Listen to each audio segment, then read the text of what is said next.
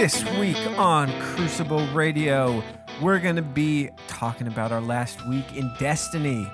We're going to be getting real with some heart-to-heart shit about what keeps us going in this game and how you get enlightened. And we're going to shoot the shit about Crucible Radio, Slack, talk to some of our friends, and have a very interesting conversation about the deeper side of lore, which is all of it, with our buddy Hands0meDrag0n from the Ghost Stories podcast. Stay tuned. Whoa. Is there no Standard intro hype. Is there no bit? No, man. Straight up. Episode 3 style. Replace myself with what I was, with better ideas without a backbone. Being up again will not take a day, or it might take 40 years. I will always stay away from the life of no conscience. Hey, Bonesy. How's it going? It's going good. Hey, Swainy boy, what's up? It's going great. Hey, Birdsy. How's your week? Back. I'm so I'm gone back. all the time. That being back is no big deal, but take note, I am back. We need to start saying when you do leave so people can know to miss you. And then when you do Yeah. return, they feel happy that you're back. Because currently, they have no idea that you went somewhere for a week. It's fair. I keep a pretty low profile either way. No, my work's been sending me all over. I've had a dozen trips so far, but I've got no more travel booked on the calendar, and now I can just stay home and play Destiny. In the middle of the that day when Swain and I aren't online. Yep, that's my jam. You just need to sleep one day and then play with us during the nighttime hours. Yeah, sleep one day a week, the whole day, and then play Destiny for the other 6. It checks out. It sounds good. Welcome back, listeners, to yet another episode 45 of Crucible Radio, your show for all things Destiny PvP. We are coming up on That's 50, us. which is a huge milestone. And then soon after that is our 1 year. That's crazy. That's crazy. I'm actually hyped for 53. That's staying power right there. We made it. Well, you know exactly what I got up to in Destiny this week. How has your guys' a week in Destiny been? Bones, what have you been up to? And actually, you know what? Screw you, Bones. Swain, how's your Destiny Oh, been? with the juke. Whoa. Whoa. Juked ya. Juked you big time. Oh, you just used a Twilight Garrison in conversation on me. It's about as much fun to get juked on with. But basically, here's the downside. You get the same answer from me and Bones because we barely don't ever play together. Me and Bones did a lot of PoE grinding because we're trying to get that light level up, get those exotics, and we did some trials. Did some trials yesterday. I did some trials with Phenom as well, and we got someone to the lighthouse for the first time. Hey. Good time. Oh, congratulations. We'll talk about my recent enlightenment a little bit later. We'll go there for sure. So we played a little bit of the COE together, but I imagine you guys have got it down pat now. What have you figured out? What's that optimal way to get the speed run going? Well, it was interesting because the first week it was super easy to speed run, and with the primary boost, I mean, that was huge. I almost wonder if that was on purpose just to give everyone a good chance to just play the crap out of it now that it's new stuff. Sorry, new in quotes, LOL. This week, it's actually a little bit more difficult. I had trouble soloing it. I really wanted to solo it, and I was just like, I'd wiped too many times. But the grenade recharge buff is insane on the Voidlock. With scatter grenades and nothing manacles, you are essentially just throwing a grenade, and if you hit it, it charges up one before you can even toss the next one. So, I was just rolling through batches of enemies with scatter grenades, and it was so fun. And it was just good to see my Voidlock being like the king for a week. And it's been showing up in PvP too, and which has been pretty cool because, as I've always said, that's my original class, and I still feel attached to it. But it's just been gathering dust, since September. There's people who use it well. Definitely use it very well, and it's definitely a capable class, but now there's a new way to play it, and that's really cool. I feel like it just gives me more chances to juke the Nova Bomb and put together another montage with you. The juke is real. Talking Challenge of Elders, it's not just because we are suddenly into PvE. The guns that are available from ranking up in House of Judgment are freaking cool, and they're pretty good. The auto rifle is the Doctrine archetype and the Arminius archetype, and the thing can roll Send It and Counterbalance, and it just melts. I mean, if more people get it, if more people get that roll, it could really start rivaling the Doctrine in terms of success rate. I mean, it's just scary. So I've been grinding that up because I want those guns. Yeah, I've gotten nothing but good stuff from my rank up packages, and I have a slight feeling that it has the type of perk pool that the Trials of Osiris stuff has, where it's like kind of limited. It feels like it's limited because almost every single time I get a rank up, I'm like, ooh, this gun's almost perfect for what it is. And we were playing with Ninja with Noel earlier this week, and he got like a perfect shotgun from it. So it just kind of like, it feels like every gun you get out of there is worth it. So we've been grinding at that, hoping for a chance at the good stuff. Yeah, I got a decent Her Fury. No god rolls yet. My longbow is still very solid, and I've been using that, but definitely want to give the Her Fury a few more spins because, I think everyone was thinking that was our 1,000-yard stare replacement. I'm glad it's not. I'm glad that's not the only thing anyone's using, but, I could see more playtime as more and more good rolls drop. Speaking of ranking up factions, coolest thing about the April update is that you can actually do that once a day if you put a couple hours into Destiny. So, doing what I do, playing a lot. I love this game. I'm playing it now because I'm still figuring out my new loadouts. And at the same time, I'm getting rewarded for it is just so cool. And, I announced this on Twitter a while ago, but I have fully pledged my allegiance to Future War Cult. And when Xur came by, I put 782 strange coins into heavy ammo synthesis. And then I ranked up Future War Cult. 6 hours later, he finished. And that was on top of 800 motes of light that I also used. I ranked up my Hunter, I think, 10 times, and my Warlock 12. And my goal now is to get entire sets of Spectar Infinite outfits because FWC for life now. Well, hopefully you guys have still got a bit more of that COE grind left in it because, I'm still trying to get that 335. Ooh. Well, Swain, you've you mentioned you've recently become enlightened, which sounds great. I've actually been meaning to get around to achieving enlightenment once and for all. So hit me with some knowledge. What are you thinking about? Well, birds, I had some trouble last week in Trials. And I've been finding that I have been quite inconsistent as of late as far as my gaming goes. Starting to see the numbers start to go down a little bit. And I was trying to figure out what was going on. And I realized that obviously we do this podcast and it focuses on improving and constantly improving. And I realized something, and it's that I don't have my own thing. And we talked to all these great guests who, a lot of them Lupo, he has his, secret runs on Trials of Osiris. And someone like Lumi is doing sweats and tournaments, and someone like Asteroid who does just Rumble. There's something out there for everyone. And being someone who does a podcast and someone who streams occasionally, I do everything. Just because I need to know, I need to be able to talk about it, I need to have a varied amount of knowledge when it comes to this game. And I think that might have been adversely affecting my gameplay. Simply because I'm bouncing around. I'm all right, well, I'll do sixes for a little while, and I get into sixes, and then I realize I really like Rumble, and I'll play Rumble for a little bit, and then wait, let's do some scrims, and I really like playing scrims.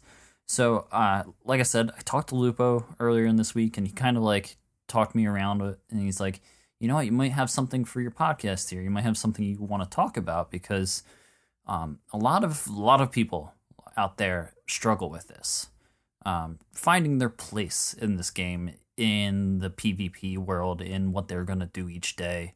I think it perfectly fits into the fact that the way the ranking up and the way you acquire loot now makes it so that you don't have to do a ton of things. You don't have to be doing the raid every week. You don't have to be running all your PvE bounties. You don't have to be doing certain things just to get what you want or get a version of something you want. And it drove me to the point where like I'm trying to focus on what I enjoy out of this game, and that is just having fun. And we talked about it before on the game on the show. I work a lot, and I come home, and this is my hobby. This is my respite from long day of work, just hanging out with my buddies, playing some video games, and having a great time. And when I'm not able to have that good time, whether it be I'm getting pounced on in trials, and someone who I'm playing with is like in my ear, like talking shit about the other team, or they're upset about the balance of the game, or they're yelling at me because I did something wrong, that immediately takes me out of it. And I think it's a good topic to talk about, because this plays into being multiple things. Like, I want to focus on what I am going to have fun on. I have fun improving, but I also have fun playing with different guns and messing around. And I like Rumble. And I like playing Trials with my friends on the weekends, as long as they don't get upset that I die, or we may not reach the lighthouse every single time.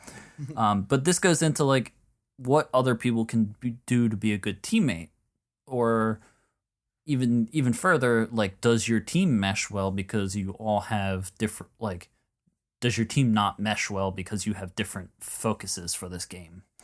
So, I want to talk about that a little bit. Like, I genuinely want to have fun every time I turn on the PlayStation controller and go into Destiny. So this past week I've been playing with, all sorts of new guns, some fusion rifles, a bunch of things that I normally wouldn't play with because, like, I would be bending to the meta or bending towards what I'm trying to do at the moment. And one of the biggest things is playing as a Sunbreaker. Like, I love playing as a Sunbreaker.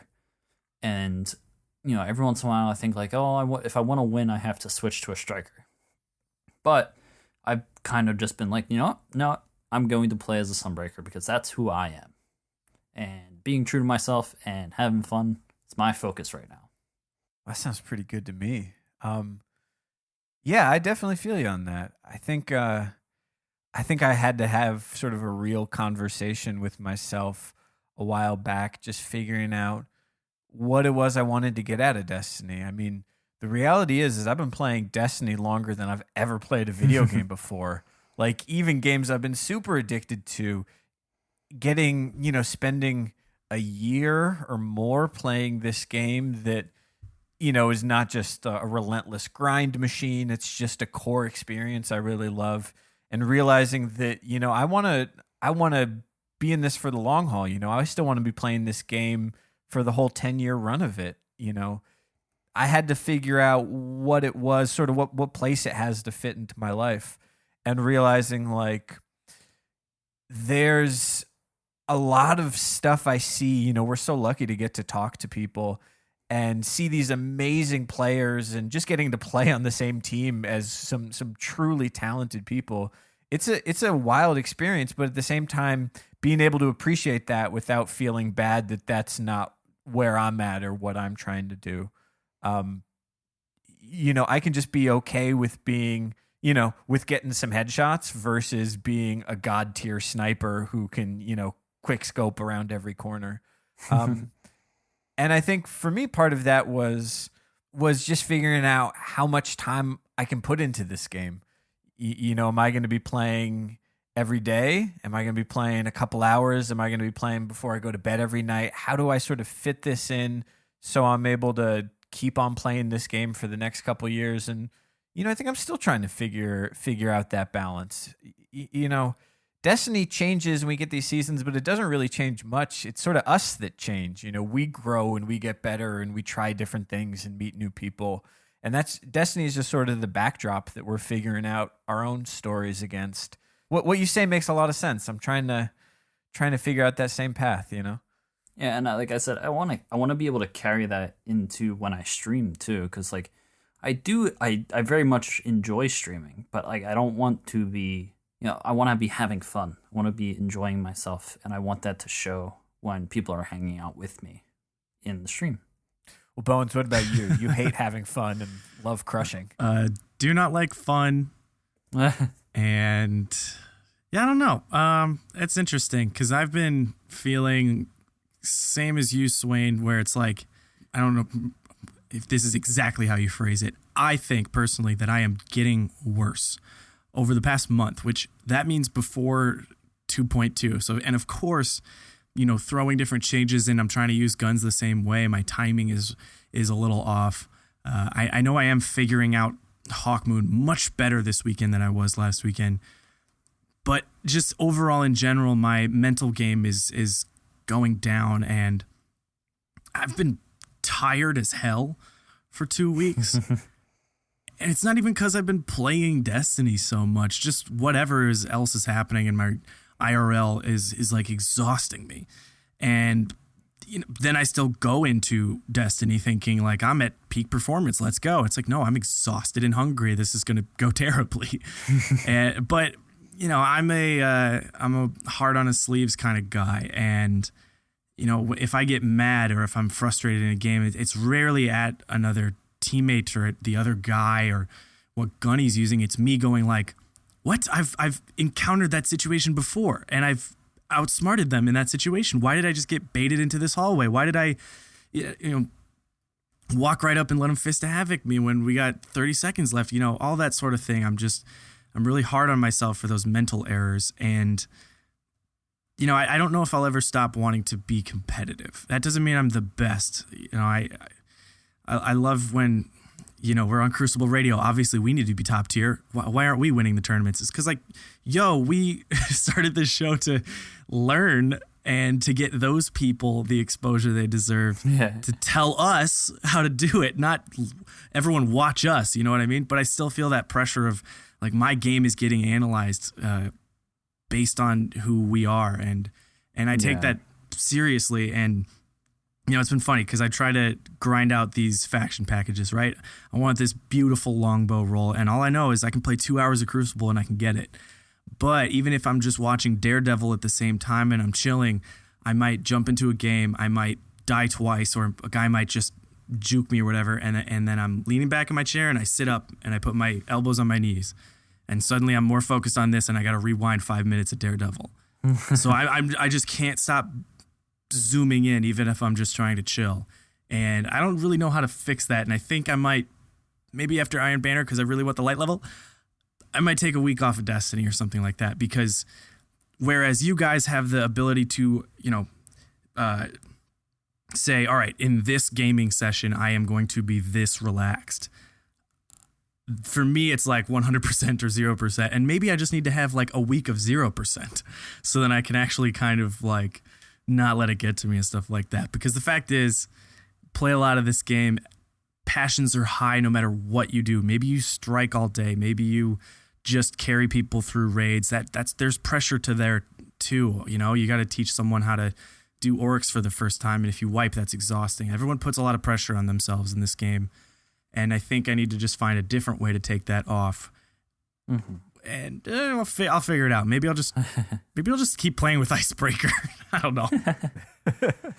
Yeah, never give up the dream. I think that's a common misconception about me in general, and sometimes I put that pressure on myself, like you do, Bones, and I say I gotta be good. I gotta be good for I do a podcast. I talk about it every week, and I have this problem where I'm very how would you say? I'm very intelligent when it comes to the aspects of this game that make a good player. But then my great brain has to export it to my fumbly sausage fingers. And then I have to play the game at the same time. And I think that's one of my biggest like issues is like my brain to hand abilities. And it upsets me sometimes. I get frustrated.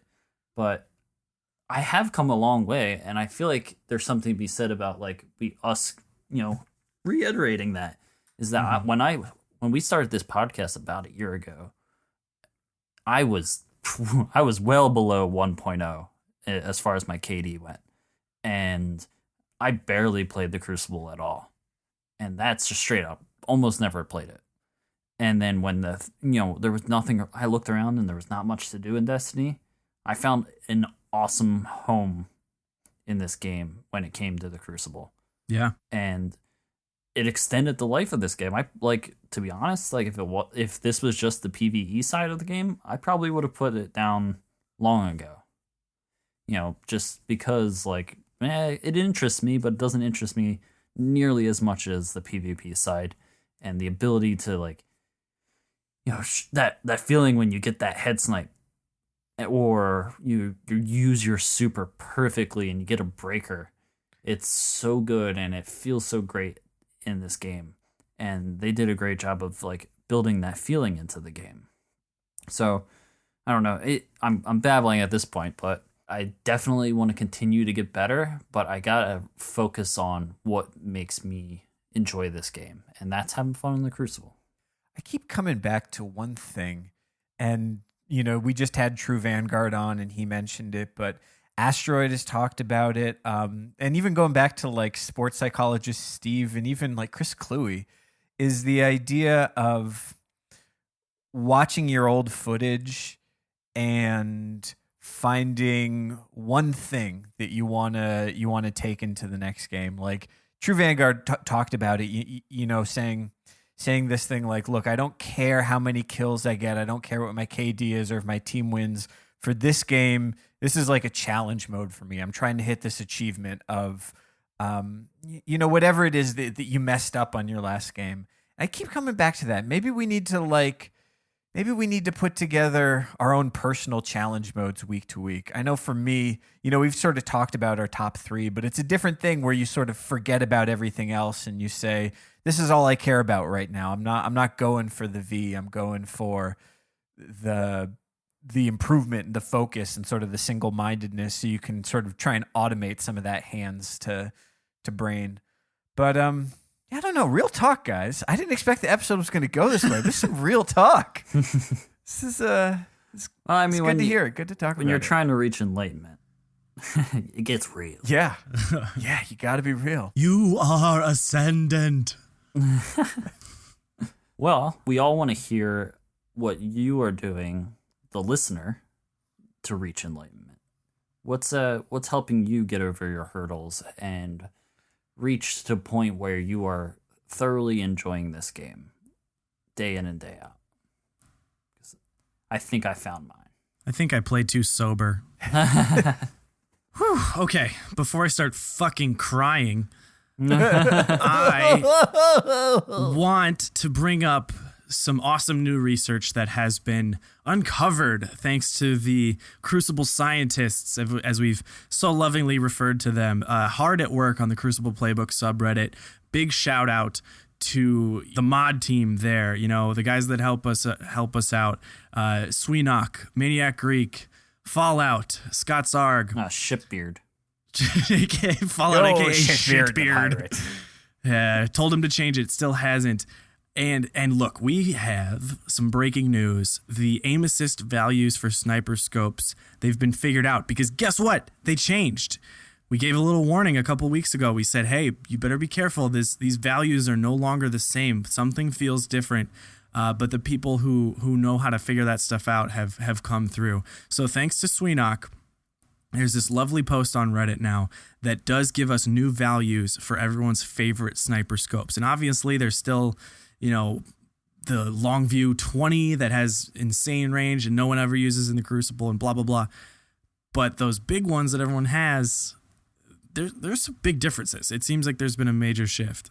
Oh, So we were all sort of prepared for going into 2.2. We know that some of the zooms were going to be changing, right? Like the super low gaze zooms were going to be getting bumped up a little bit. What I didn't think would happen is that sort of the classes of zooms would change, but also some pretty significant aim assist adjustments as well. Say what you will about aim assist. If you're going for those quick scopes, if you want to be sniping people from the air, get those drag snipes. Basically, the other half of what makes a scope feel good, you're going to want to try and get that high aim assist. And we've seen some interesting stuff. It seems like within the API, they've sort of changed how they're scaling that. But even relative to each other, there's some pretty big differences here.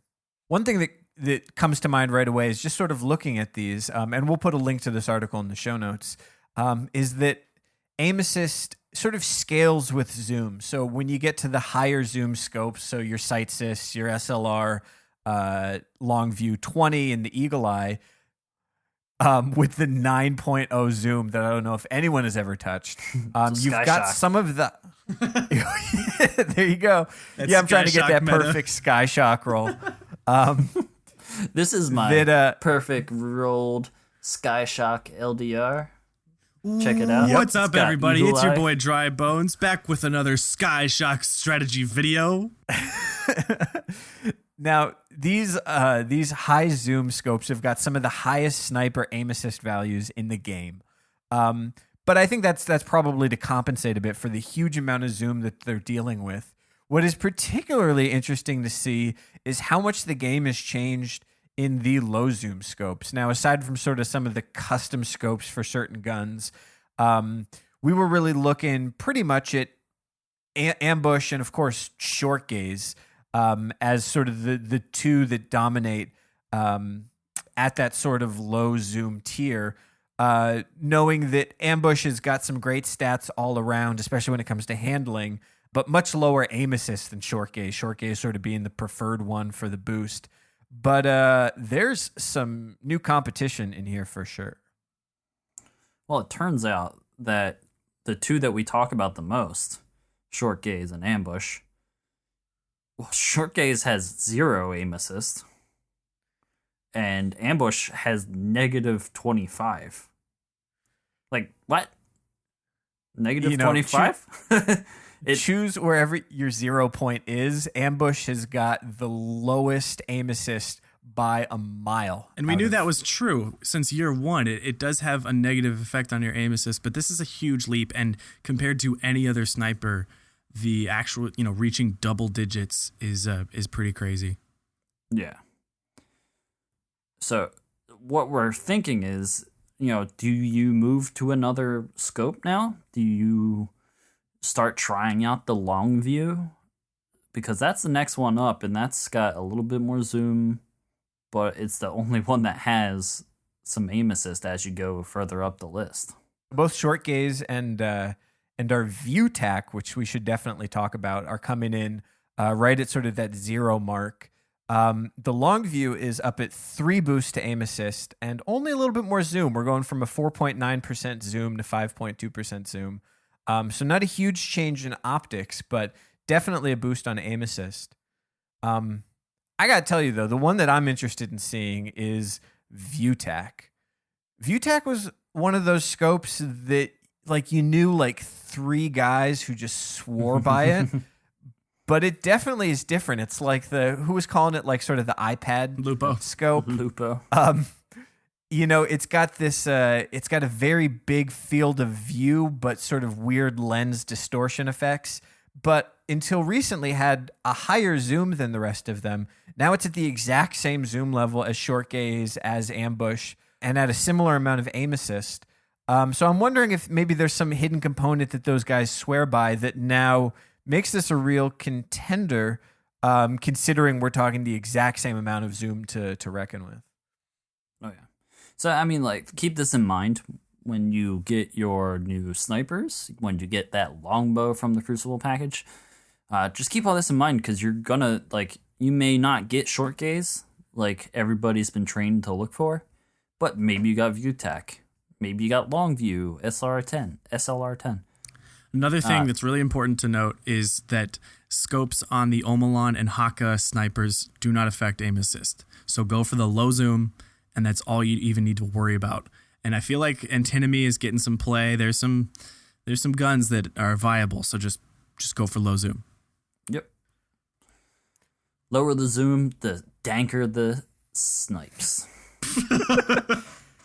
Maybe keep working on that one. Going back to the shop. I gotta just say, like, this article, like, Suinak just went off putting this thing together. I remember when this update came out and we're talking about new content, and Suinak is just sort of real quiet in the corner going, yeah, new scopes are my new content. And like, he wrote a PhD thesis on it. This post has been gilded twice. If you're interested in learning how to do Crucible science and learning how to pull these numbers, and really, change the meta as a result, you got to check this out. He talks about all of his methods, like the review committee at the Journal of Crucible Science gave this 3 big thumbs up. So it's in the show notes. Check it out. What up, Suinak? What up, Greek? GG's, guys. GG. Well, guys, we also have something interesting coming up this week. Ahead of us, we have Iron Banner Clash returning. You guys excited? I'm excited. Yeah, I love Clash. I hate B. I love Clash. I don't like 6s, but I'm doing it for the loot. I don't like 6s. It gets everywhere.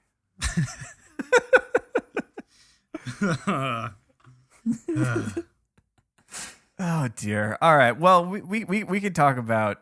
Let's talk about Iron Banner a little bit more with our guest coming up in a minute. But we got a couple shout outs we got to address before we cut to that. Oh yeah. So we asked the Crucible Radio Slack at the very last moment to tell us some stuff, give us some funny stuff to talk about. Basically what we do on Twitter, but in the Crucible Radio Slack.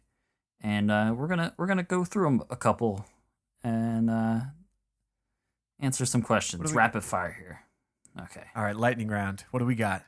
All right. Let me go all the way up here. There's a ton of them. Busy. They were busy. All right. Contacts asks 3 things that separate an ordinary sandwich from a God roll sandwich. Toasted bread, melted cheese, and judicious use of mayonnaise. Low this zoom. guy gets it. Another one from Zycam. Does Birds actually exist? Is he Raw Jr.? All right, I've explained this so many times on stream. What Birds is, if he doesn't mind me speaking for him, is an amalgamation of many birds working together to create a single body and make sounds that replicate a human voice. So when you hear birds talk, you hear 50 birds making sounds that eventually are heard by the human ear as another voice. That's Birds. We just divvy up the frequency. It's all very technical. If you're familiar with a rat king, which is an enormous ball of rats, they're all tied together at their tails, it's basically the same thing, but with birds. Bird all right. Osprey just says that he misses me. I miss you too, Osprey. Let's go. The Drigo asks, kill, marry, kiss, Hunter, Warlock, Titan. I'm going to marry the Titan because, you're never going to get run out on. Strong arms. Yeah. Hold me late through the night. I'm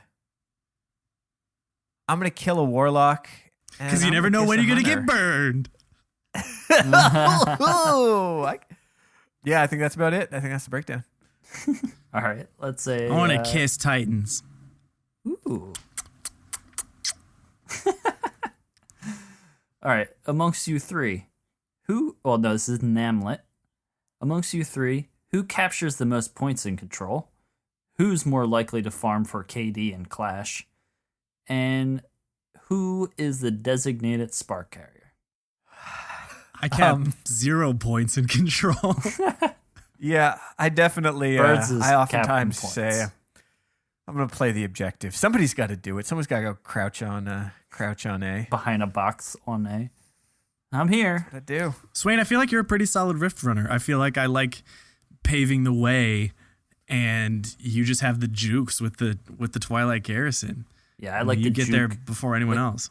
I like to juke around corners into the rift. I'm going to say, Bones, you do like to farm your KD, but you do it just by virtue of farming your K, and the Ds sort of come along with it. There you go.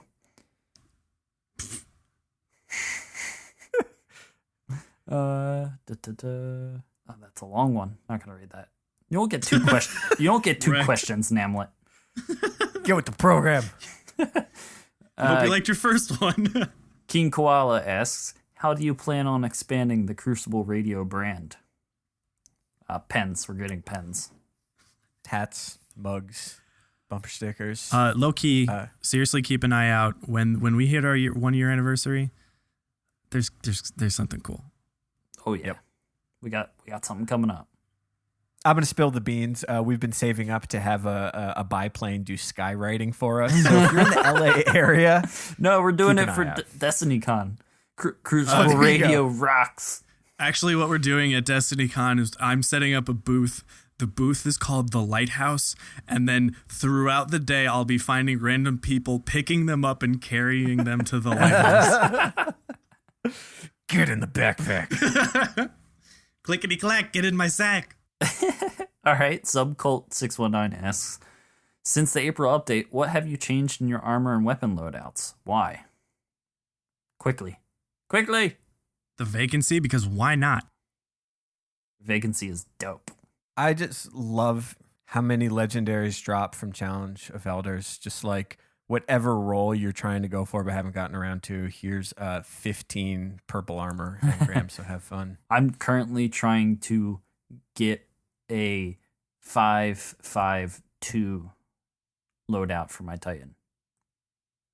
That's what I'm doing. Word.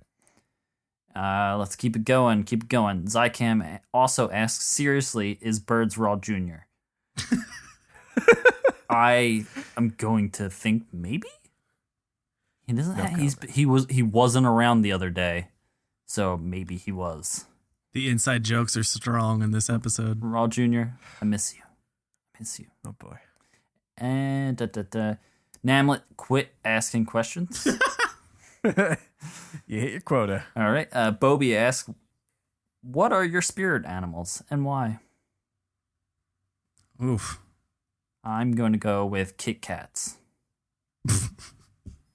I get it, cats.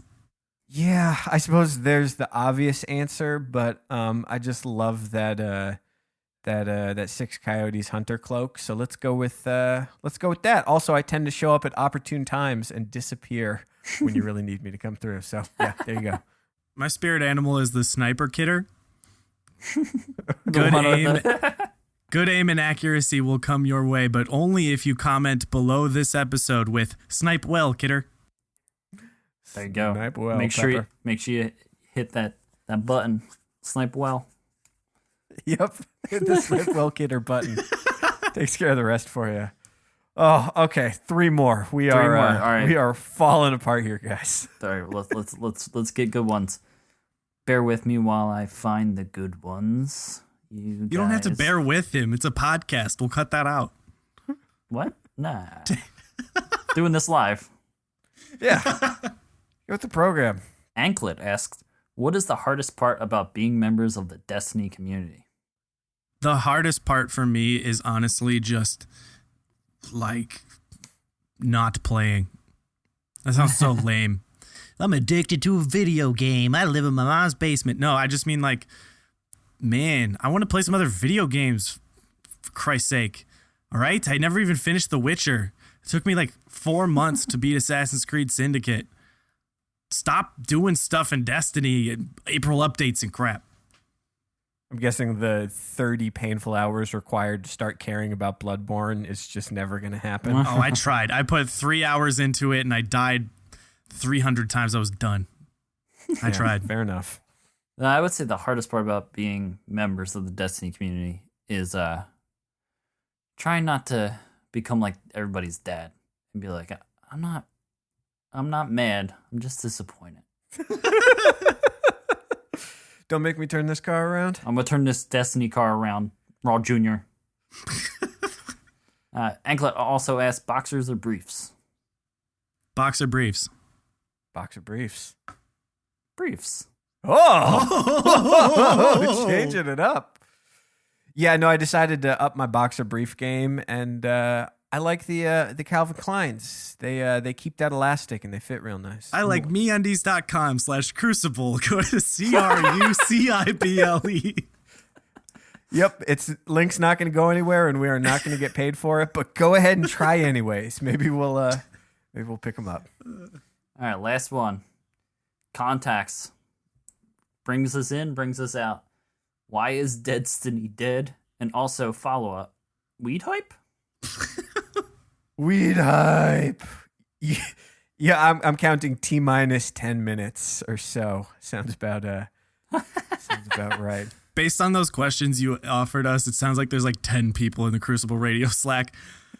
But here's the thing. We just laughed a lot. You know, there's people we know in the Slack. The Slack is a fun place, but it's not exclusive. It's not elitist. It's not a bunch of guys saying like, yo, we're the best at the Crucible. If you want to join, you can. You can email us at crucibleradioslack@gmail.com. But what that means is that there will be people in there to help you fall in love with this game again, to have fun talking with people that love it. Maybe you don't talk to your coworkers. I can't talk about Destiny IRL at work. So I go on the Slack, and so when stuff comes out, it's just like a fun place to just be like, did you see this new sniper on the stream? It's just hype, all right? And there's people that will, they're not going to carry you. They're not going to drag you to the lighthouse so that you can just bounce out when you're done. But they will help you so that in every week going forward, your Trials experience will be better. Yeah, we did recently open up a whole entire channel in there called Lighthouse Kittens because of the kitty emblem.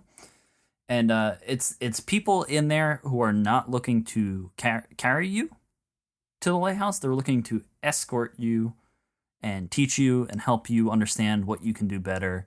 And even if you don't get there, you come away learning something. And I will give a shout out to all of our wonderful, teachers in the Slack. They have gotten, in the last 2 weeks, 50 people to the lighthouse. Woo! 50 new people. And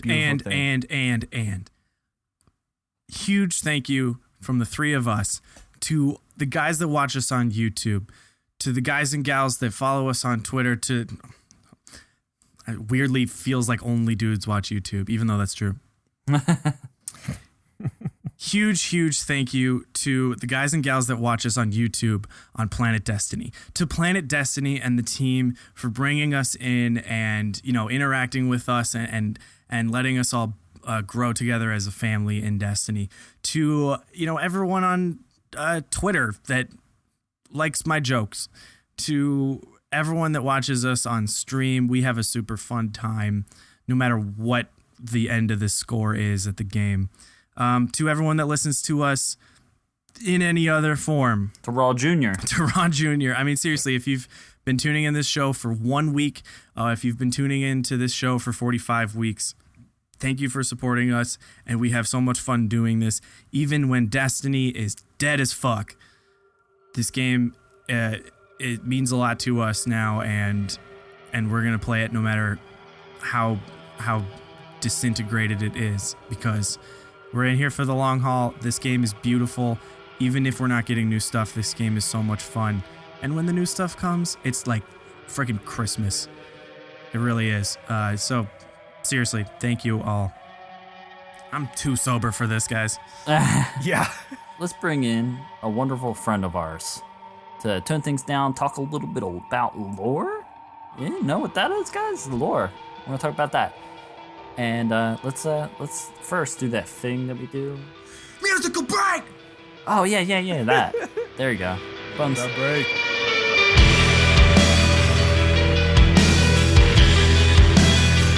Music this week comes from, and I love this band. They're called LeCube. That's Leqube. You can check them out at Bandcamp. That's LeCube with the Q.bandcamp.com. You'll listen to them on Spotify. Coming out of Fort Worth, Texas. Love this stuff. Production values. As always, if you're a musician and you want to hear your music on the show, send us an email, crucibleradio@gmail.com.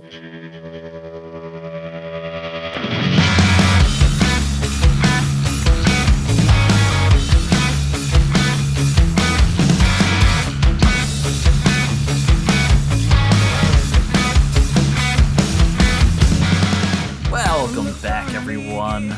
This week we got a very special guest for you guys. It's Hands0meDrag0n from the Destiny Ghost Stories podcast. Dragon, how are you? I am doing awesome. How are you doing? What's up, man? Hey. Hey. Thanks for coming on the show. Hey, you. Absolutely. Hey. Hey. Hey. 45 minutes of hey. I was like, I can go all night long. I don't know. Pretty stubborn. Off to great start here. So, Handsome, tell us a little bit about yourself. We like to ask how you got into Destiny, what you currently do into Destiny, how you got into games in general. I've been playing games since, I was 3 or 4, and my brother got a Nintendo for Christmas, and we played Super Mario, Duck Older Hunt, brother or all the younger good stuff. brother? Oh, my older brother. So you had the crappy controller? Oh, I did. I had to try to play Mario with the gun from Duck Hunt, not knowing that it didn't actually work. I used to do that to my sister. I'd play Sonic and be like, oh, you can just play Tails, even though playing as Tails does nothing. Mm-hmm. Oh, of course. But yeah, played GoldenEye was probably the first person shooter that I played and really kind of got me into that genre. Halo, played all those, of course. And and then my brother was actually the one who got me into Destiny. I wasn't really sure what I was going to do. I'd kind of been out of gaming, at least hardcore gaming, for a while. I got married, had a daughter, and so my time was kind of torn elsewhere. And then he was like, I pre-ordered this. Our buddy pre-ordered it. Let's all play it together or whatever. So I was like, all right, why not? And little did I know that I would become more addicted than either of them combined in this game. It's just got completely enthralled in the story and the mechanics, the gameplay. Got involved with Dads of Destiny. That was an awesome part for me. And then started podcasting with a couple of guys from the Dads group and a couple other lore guys. And yeah. Tell us a little bit about the podcast. It's called Ghost Stories, a Destiny podcast. It focuses pretty much on the lore. It'll, the what? Destiny, the lore. I don't the story. know what that. So Destiny. That's a Destiny thing. Unbeknownst to many people, there's actually a great story to Destiny. And unfortunately, they didn't do a very good job of showing that in the first, in vanilla Destiny. A lot of the story was hidden in the grimoire. And even the different gear that you get that most people just dismantle right away. And, but yeah, so we kind of break it down. We'll take topics, subjects, and we'll answer all the questions, at least that they have answered for us. Bungie likes to keep things hidden and play mind games with us. So You could say they're psychologically manipulating you. Just a little bit. into doing their own work. The best part was when... vanilla Destiny, they kind of lay these hints for like the Dwindler's Ridge saga with Dredgen Yor, and they kind of leave hints for what you think's going to happen, and you start making assumptions of what you think's going to happen, and then all of a sudden House of Wolves comes out and they lay these things out there, or the Taken King, and they completely contradict everything you thought that they were going to say. And it's just like, wait, what? That's one of the coolest things about the lore combined with the length of this game to me is that we have these developments in that background story. Because I remember year one, me and my brother digging through the story of Thorn and the Last Word and stuff, and just being like, this is so cool, this is awesome, I can't wait to find the rest of them. And the fact that you can piece those together along the way, and as we go farther, we not only find more about what's happening currently, but we're always putting together more pieces of the past, which is just, I love it. I love that format. It's really exciting. Yeah, and there's still so many questions. Like, That's actually one of the topics we haven't covered yet, because there's some pretty differing opinions, even amongst our podcast group. And even when you start planning the show, it just erupts into like this huge 30-minute argument. We're like, all right, we're going to hold off doing a live show on this for a little while. So I love listening to your podcast, and I love getting my lore that way. I used to get bits and pieces here and there on my own, but it's nice to have a dedicated spot where I can go and learn a little bit more each week about a different topic. And like, honestly, one of my favorite things about it is that you guys can't get mad at the game, essentially, because you're just talking about the great story that's in the game. So like, it's never salty. Like, your podcast is never just a bunch of salt about, oh, they changed our weapons, or, you know, the Nightfall this week was so hard. It's just straight to it, and that's one of the reasons I love it. I love it. Yeah, I think that's one of the reasons it's fun to be on there too. It's like there's really not a lot of things you can argue about. It's either, okay, yeah, I can see how you think that, but there's also, you can look at it this way, but there's not really not something you can really get mad at each other for. It ends up being just like, oh, dude, check this out, or that's the feeling I get from it. Is like, check this out, this is cool, and you're just like passing around like notes, and it's pretty cool. I was actually a guest on it at one point. You were. We talked about Osiris. Oh yes, I think he's one of the characters of the game that, you know, aside from the Trials of Osiris, a lot of people know about him, but he's one of the biggest characters in the story, actually. I think we've probably mentioned him in every show we've had. So one of my favorite stories from Destiny, and one of the episodes of yours I liked, was covering the Books of Sorrow. I think it was maybe presented by Bungie, you know, sort of relevant to the game in a way that was more accessible than some of the previous lore. But you mentioned Osiris. You know, what are some of your favorite topics that you've covered on the show, or some of your favorite stories from Destiny? Hit us with a little bit of that lore knowledge.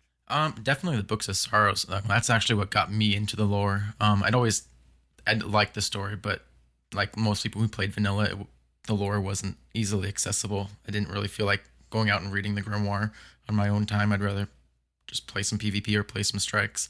And so, but once the Books of Sorrow came out, my brother he kept throwing it at me, sending me the links. So finally broke down and I read the whole thing, and I was like, wow, this story is actually pretty amazing.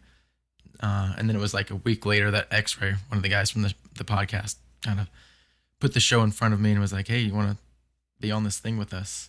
So I was like, sure. So that's definitely a favorite of mine. Our original plan was to cover it in about 2 or 3 episodes. Ended up doing 7 episodes so far, and we still have probably at least one more. And these episodes are about 2.5 hours long each. So there's a lot of information in them. One of my favorite stories, though, that's not really well known, is kind of the inside story for the Eris Fire Team, the original team that tried to take down Crota, and kind of the reasons behind it. And it all came down to a Titan, basically, named Wei Ning, and she was killed by Crota. And Ariana 3, who was kind of the mentor of Eris at the time, was where her and Wei Ning were really good friends. And Ariana 3 kind of took it upon herself to get revenge on Crota for that. And so she put together the fire team with Eris, with Toland, who's a big character in the lore as well. And then they went down and had a very unsuccessful trip to to the pit. Do we know why she's weird now? I think it has a lot to do with being stuck in the pit for a number of years, cutting out her own eyes and replacing them with acolyte eyes will probably do that to you. Yeah, that might be it. That might have something to do with it. Do the trick. Yeah. Well, of course, this is a PvP podcast, and you're no stranger to that. What are you excited about in the world of Destiny PvP right now? What's keeping you busy? Trials. I love playing Trials. It's usually the only time my brother can get on is on the weekends, and so it's nice for us to be able to play again, play competitively. I've always been super competitive. I got 2 other brothers, and So just like that feeling of trials where it's like, let's go, bring it on, me versus you, let's do this. I'm one of those trials players that if it's a 2v2 situation or a 2v3 and I see my teammate maybe dying, and then I also see the chance for me to having this epic 1v3 standoff, I'll probably choose the 1v3 standoff just for that opportunity. So my brother gets mad at me a little bit, but every now and then it works out. Look, at Well, a if he certain did want you point, to you do got to it. get the good highlight plays, right? I mean, why else are we here? So what loadout are you taking in the Trials of Osiris? I run all three. My main, I guess you could say, would be a Sunsinger Warlock. I've used that pretty much since vanilla. That's been my go-to. I run actually today. You made sure to mention that because you wanted to make sure that you didn't say you just started doing that. I just started recently. doing this. No, yeah, exactly. I did it before. I actually it was just cool. recently picked up Sunsingers. No reason. No, I was the guy that everyone brought into the Vault of Glass because I could have unlimited self-revive by using that glitch. So it's the good old times. But yeah, today's like the first. I've been playing all day today, and today's the first day I've actually started to enjoy Hawkmoon.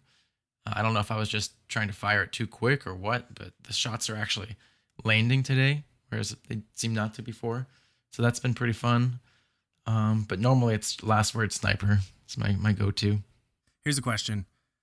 In all iterations of the Crucible, meaning with the different sort of seasons we've had, balances, patches, etc., what do you like the most, or what did you like the most if it is one in the past? Do you have any nostalgia for the old days of Blink Shoddy or anything like that?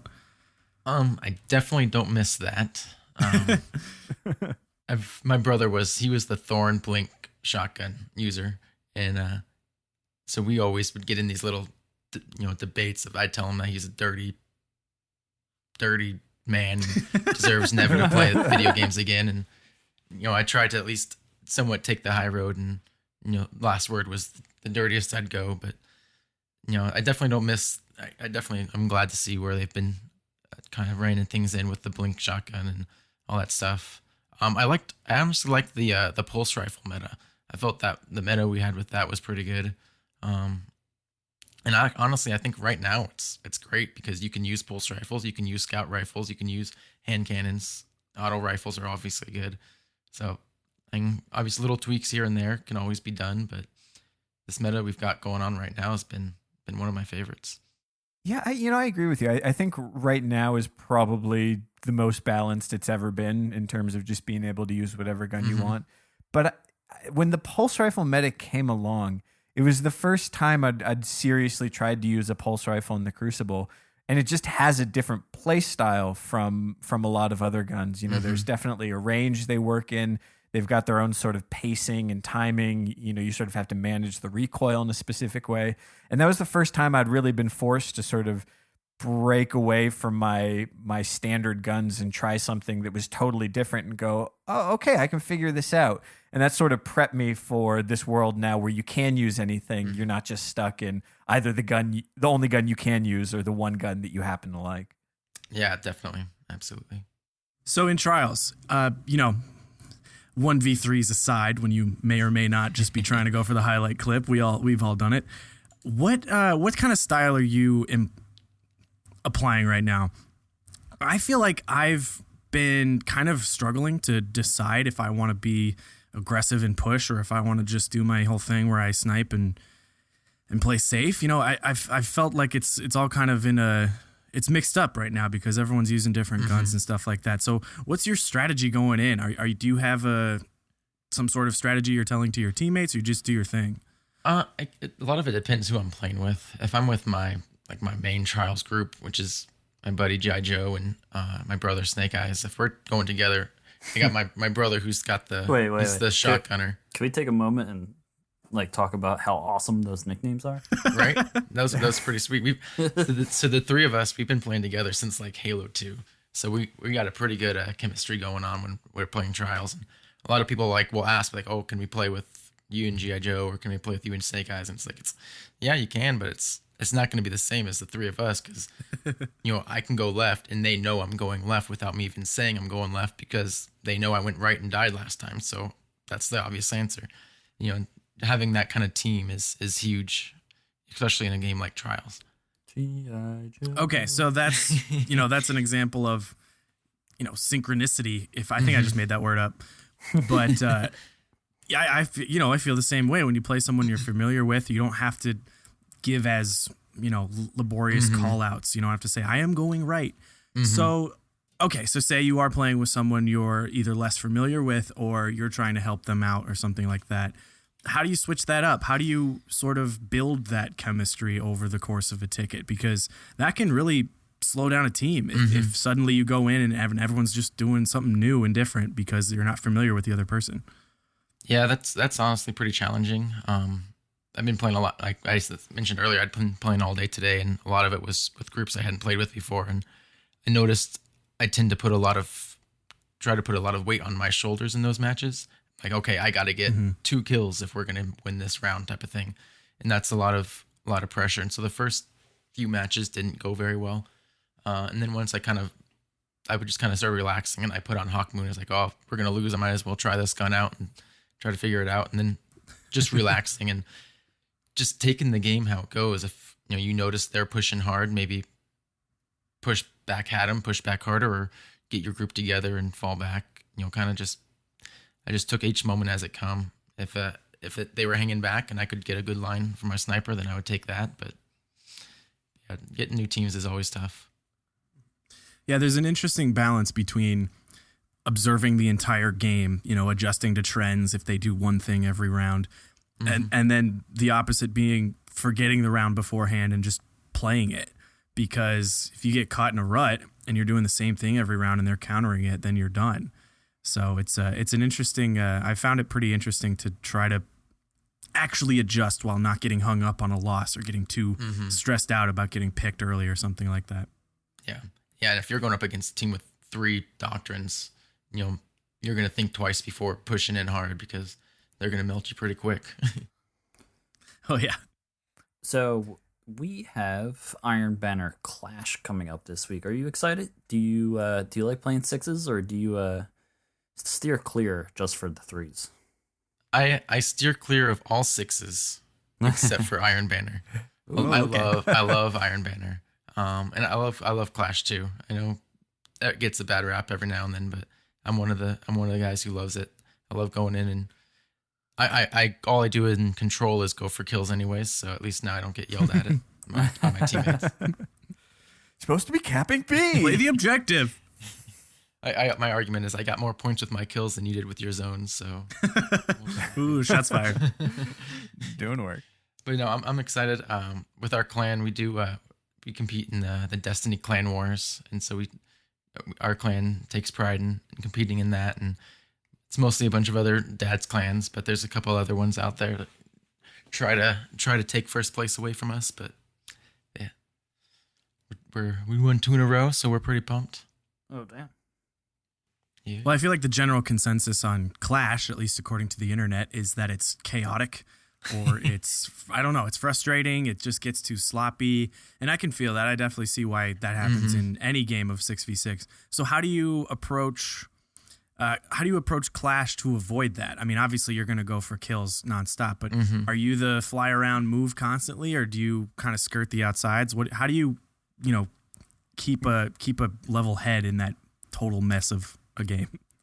When we go into that, we try to play it almost like a control match, as far as controlling zones, and so we'll try to get map control, control B, control A, and that way once we get those 2 zones kind of controlled, we can kind of control where they spawn and go from there. And it's a lot easier. It's going to be chaotic for the other team still, but we can make it somewhat less chaotic for us at least. How do you view sort of moving around the map with your teammates? Like, let's say you've got A and B locked down, and you're gonna push in a little bit. Are you gonna risk sort of going in by yourself, maybe like skirting the outside and trying to get a pick, or are you always going in, with 1 or 2 other people so you can do that team shot? How do you approach sort of the risk of pushing? It honestly depends how I'm feeling that night. Like there's some nights where I know I'm not at the top of my game and I won't go in a room by myself. then there's other nights where my confidence is soaring. So I'll tell 3 others to go one way while I take the other side, and see. Sometimes it works out. My confidence is usually higher than my actual gameplay, but That's a good problem to have. And are you going to be sticking with the hand cannon sniper loadout so there? I'll probably move to Mida. Mida's my 6v6 gun, and I love the movement that it gets for that. Kind of like how you mentioned, I can go just kind of roam the map with that thing and not really have to get bunkered down. It's nothing more frustrating than getting a guy one shot and then him darting around the corner. And I like to think I do that quite often. So since the 2.2, is that what we're on? Man, a lot of numbers. What other exotics have you found that's kind of maybe making their way into your loadout? Because, my Sunsinger doesn't change too much. It's one of those classes where I don't ever have to inspect my loadout because it's never going to be different. But have you thrown on any different pieces of armor, or maybe, besides Hawkmoon? Not too much, not weapon wise at least. I've been playing around. I've been using the Nothing Manacles a lot for PvP because Voidwalkers are ridiculously fun right now in PvE. I was doing those, and I was doing that in some Infernal Rumble this morning using the Nothing Manacles, and that's always fun. But weapon wise, yeah, I tried using Suros Regime. This just never was. It didn't really feel. I still remember what it felt like before, and so even though it's better now, it's still not that good. Chasing the dragon, if you will. Yeah, exactly. We'll talk more about the Voidwalker because I find them to be, always in my heart. That was what I started as. How does it play differently? What kind of loadout should people be putting together now that some of those other perks are actually viable now? Yeah, I run I'm gonna blank on all the names, but every perk that buffs energy drain is what I'm running. I'll do it where my melee decreases my Nova Bomb, and then my Nova Bomb increases my energy drain, and then just kind of this constant back and forth where I'll get my Nova Bomb every 2-3 minutes, and I'll have a grenade every 10-15 seconds. It can be pretty deadly in the right hands. Yeah, so you can cycle through stuff ridiculously. The other thing about playing Void now is that I'm so used to playing Sunsinger and saving my super only if I ever need it. Rarely do I pop it, and now I'm sitting there with the Nova Bomb for like 5 minutes. I'm like, oh wait, I should have definitely used this long ago. I do that all the time. Now, have you been using Blink on Voidwalker at all in year 2, or are you sticking with the Focus Burst? I use Blink when I do PvP, and then I'll do the Focus Burst in PvE. But I like Blink. I feel like I don't think it's gotten, or it's big enough nerf that people. I've seen all the complaints on the forums, obviously, and people were pretty hurt over it. But I still use it, and my brother still uses it and kills lots and lots and lots of people. So it can't have been that bad. Yeah. Okay, I actually want to talk a little bit more about lore because I feel like it's been so long since I've got to. And but, keeping this with the Crucible, what's your favorite aspect of lore attached to the Crucible? Because there's story behind everything in this game. There's nothing that's not backed up in the lore. So what about the Crucible interests you it's in terms of lore? Oh man, there's a lot. One of the things that I've always found really interesting with that is the people who make the Crucible maps, and I'm gonna blank on their name right now.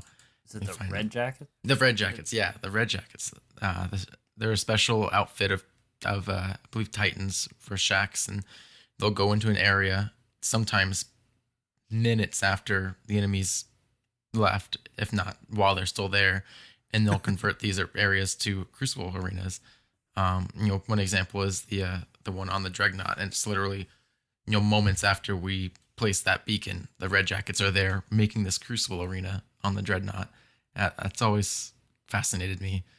Even during the SRL, the maps there that we got, like those were, arenas created by the Red Jackets, and they're still. I did not even know that. Yeah.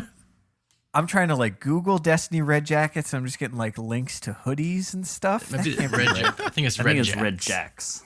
Yeah. Red Jacks. Okay, there we go. I'm finding like alt pop bands. This doesn't make sense.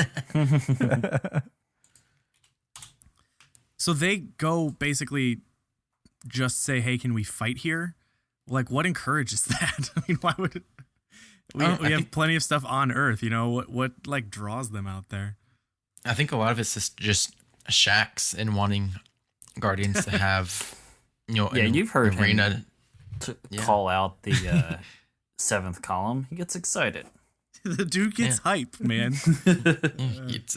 Crucible's a training event. He wants us to be able to train in every area possible. If we're going to be fighting on the Dreadnought, we need to train on the Dreadnought. So what's the background between Shax and Saladin? I mean, I think that gets discussed fairly often, but I find that so interesting, especially because Shax, Zavala, and sometimes Saladin are all like standing there in the tower. What's their kind of relationship? So there's a reason why why Saladin's kind of in the back of the tower and not near Shax, because they have somewhat of a tormented history, you could say. Zavala used to be, or before Zavala was the Vanguard, Saladin was the Vanguard commander.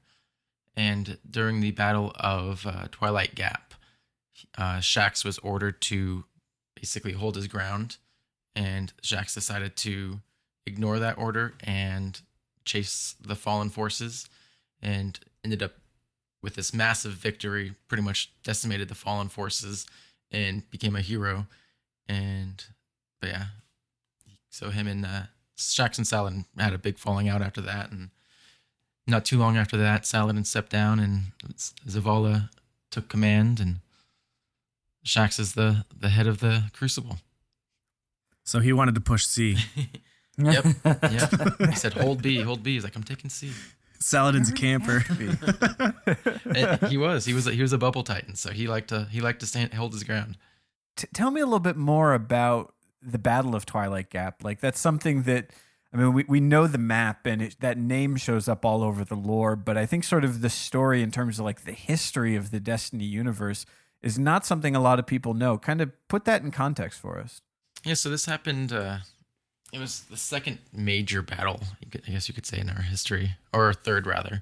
The second one on Earth, after Battle of Six Fronts.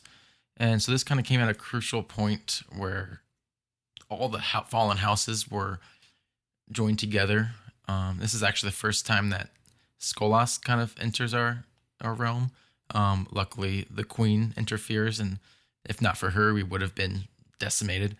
But so she kind of interferes and prevents the main portion of the fallen forces from reaching Earth. But all the houses kind of join together, and they unite on this perimeter around the city. And many Guardians died in this battle.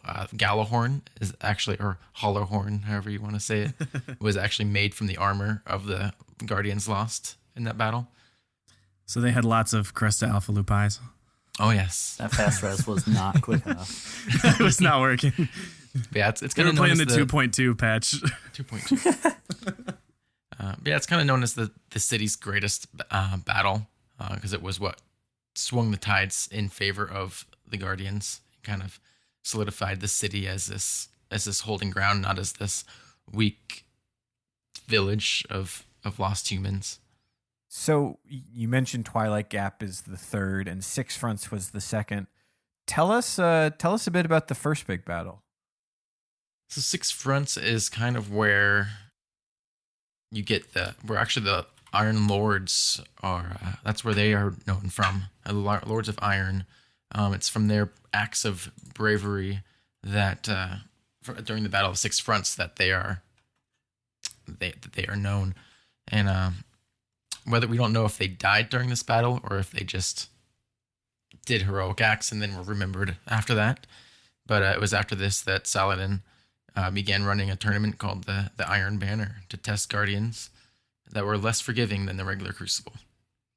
But this was the Six Fronts was kind of the first battle that brought the city together.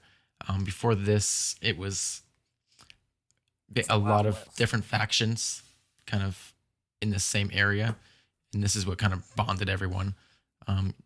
Named Six Fronts because it had six fronts to the battle, being attacked on 6 sides, and they held. That's badass. Speaking of factions, did you ever dig into the old ones that Bungie kind of hinted at? Because I remember so much artwork coming out beforehand, and it seemed like there was going to be more than just 3. And one's called like the 7 Seraphs or something like. Is that what I'm thinking of? Yeah. Have you dug into that at all? A little bit. I think not too much with the ones that were cut out. I know references of the 7 Seraphs, but not too much. I'm kind of hoping those show up in the sequel and stuff, and we just get other sets and vendors. That'd be pretty cool. Oh yeah. Well, I know there's ties to Osiris in the 7 Seraphs, so maybe in a future DLC we'll have to join Osiris in the wild and join the 7 Seraphs faction. Who knows? Hey, tell us a little bit about Osiris. He's come up a couple times. What do we know about Osiris? He was the Warlock Vanguard before Ikora Rey. He was a super powerful Warlock who sometimes verged on extracurricular activities to gain knowledge, you could say. And he would reach out to the 9, the Ahamkara, and he pretty much made the speaker pretty nervous about what he was doing. And he, even one of the former faction leaders, the Concordat, claimed that he wasn't even human, and that he was just some experiment gone wrong, and that the ghost wasn't even supposed to revive him. But here he is today. But there's, even during the Battle of Twilight Gaps, there were reports that he was seen on multiple parts of the battlefield at once. And with his ties, he's got huge ties to the Vex and time travel and all that. And so there's lots of different theories to what's going on. And even now he's got connections to the Queen, to Eris, to Oryx, to Crota, to Toland. So he's pretty much got his hands into everything. No one really knows where he is now. He was banished by the speaker and told to get out of the tower. And all we know is that he's somewhere on Mercury, or at least has been seen somewhere on Mercury. And now he's calling us to fight in the Trials of Osiris. What a weirdo. Oh, yeah. I almost found him on Mercury dropping into that little underneath area on the lighthouse, but I think it just bounced. Yeah, I remember when the first group found that little room, everyone was like, the so hype for it was ridiculous. Like, oh my gosh, we found Osiris. I was honestly expecting to see him. I didn't. I thought maybe in the Taken King too. I was like, just be there. Ooh, something's gonna unlock. But yeah, it's cool when you really start diving into the lore, like, and you see all the connections, and you see, the Queen meeting with Eris and Osiris, before even Taken King comes out, and we get this Grimoire card of them meeting and talking about Oryx and this big plan that they have, and it's crazy how it all comes together at the end. We read them and we're like, who's Oryx? What are they talking about? And then, that makes sense. Oh, that guy. Oh man, that's awesome. Okay, so any, final question, anything you're looking forward to in the future? What kind of trails do you hope we follow? Lore wise, Crucible wise, blah, blah, blah. Anything like you just want that next piece of real bad? I'd love to get more Vault of Glass lore. There's definitely a story there that hasn't been completely told yet, and that was kind of proven with the Praedyth mission that you got in Taken King, and so I'm hoping that they'll kind of open that a little bit more, and everyone's kind of hoping for a Cabal raid or Cabal something. I just want more Vex. I can get Vex history and Vex lore all the time. Yeah, as soon as you start to go down that time travel rabbit hole, you kind of realize, oh, okay, this is probably one of the more important stories we should find out about. Yeah. An enemy so powerful that they can erase you from time itself it's a pretty powerful enemy. Yeah, a dick move right there. Yeah, right? Seriously. Uncool. So people who want to learn more about the lore and hear you talk about it, where can they find you? Yeah, if you want to listen to the podcast and listen to some people that actually tell tell it and explain it much better than I do. I'm kind of just the guy who'll add some flavor text here and there, but we got some really, really smart people on there that make me look like an idiot when it comes to lore. But you can find us at @DGhostStories on Twitter. We're also on Podbean and iTunes, just looking up Ghost Stories, or you can email at us at destinyghoststories@gmail.com. Nice. Well, what about your personal? You got anything? Your Twitch, any of that? Yeah. I stream every now and then, and then every now and then it'll be broken for 3 months, and then the first night I get it working, Swain will give me a raid, and that was fun. But it's everything I have is Hands0meDrag0n. So it's the zeros, or the O's are zeros. So a lot of guys in my clan will call it Hands0meDrag0n, but that's not it. Well, man, this has been really cool. I've loved talking about the lore, and we don't get to do it often enough. So thanks so much for coming on. Oh, my pleasure. When a smile hits, funny etched across your face. No, regardless of what's happening inside, oh, I'm here for you. When I heard the words that changed my life forever, I couldn't understand everything I felt. Through the months I grew with you, your kicks made my heart flutter, and I know my world is ready for you. Well, guys, that interview was awesome. Love talking about the lore. That's probably why they had me on, so I don't ramble here in the Crucible Radio podcast about it.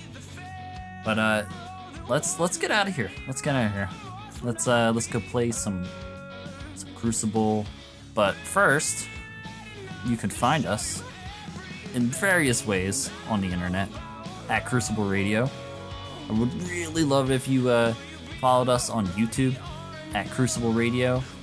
We are going to put out some interesting content over on the YouTube soon. Some quick videos to help you get better, talk a little bit during the week when we aren't podcasting. So keep an eye out over there. Might be some interesting stuff. Some dope montages. But Some dank memes. dank memes for sure. What else? What else we got? Have a good day, guys. Catch you next week. See ya.